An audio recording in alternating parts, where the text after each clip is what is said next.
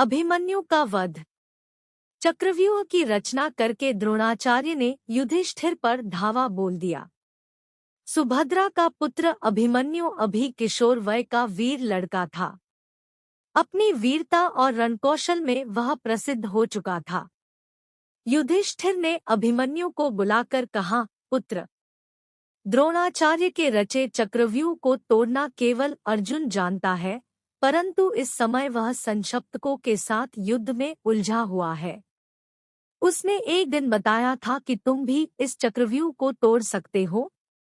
तायाश्री, चक्रव्यूह में प्रवेश करना तो मुझे आता है, परंतु इससे बाहर निकलना मुझे नहीं आता, अभिमन्यु ने उत्साह से भरकर उत्तर दिया। तब तय किया गया कि अभिमन्यु चक्रव्यूह को तोड़कर भीतर घुसेगा और भीम तथा धृष्टद्युम्न, सात्यकी आदि उसके पीछे पीछे चलेंगे ताकि अभिमन्यु की सहायता की जा सके। तत्काल अभिमन्यु ने चक्रव्यूह का प्रवेश द्वारा तोड़ा और सैकड़ों कौरवों को यमलोक पहुंचाता हुआ सेना के बीच में धंसता चला गया।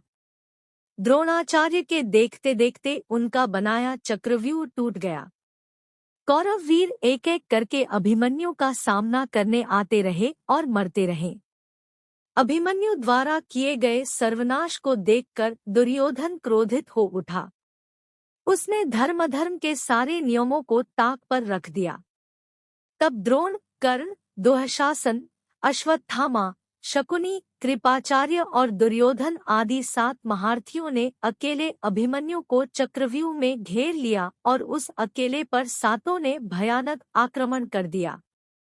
उधर पांडवों की सेना अभिमन्यु के पीछे पीछे जैसे ही चक्रव्यूह में घुसी, वैसे ही सिंधु देश के पराक्रमी राजा जयद्रथ ने, जो धृतराष्ट्र का दामाद और दुर्योधन का बहनोई था, पांडव सेना को रोका और उन पर टूट पड़ा।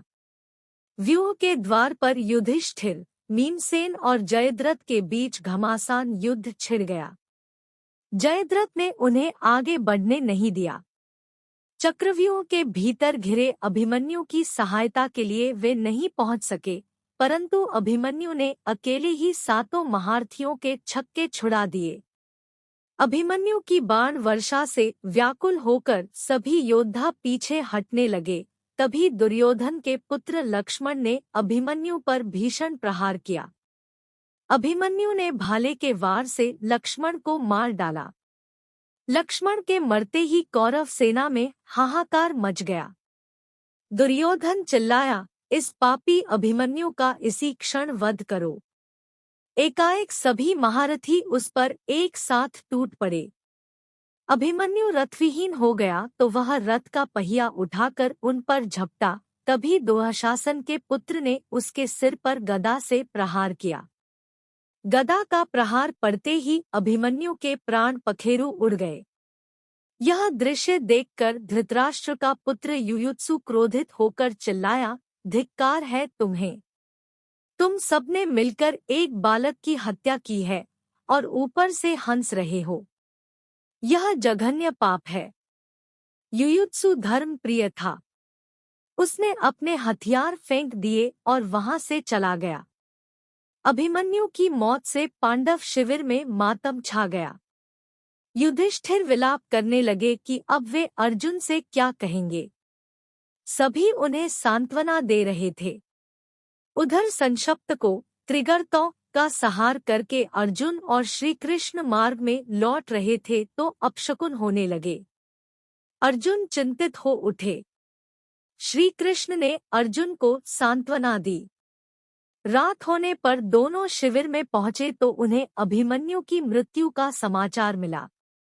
उसे किस प्रकार मारा गया, यह पूरा वृत्तांत सुनकर अर्जुन क्रोधित हो उठा।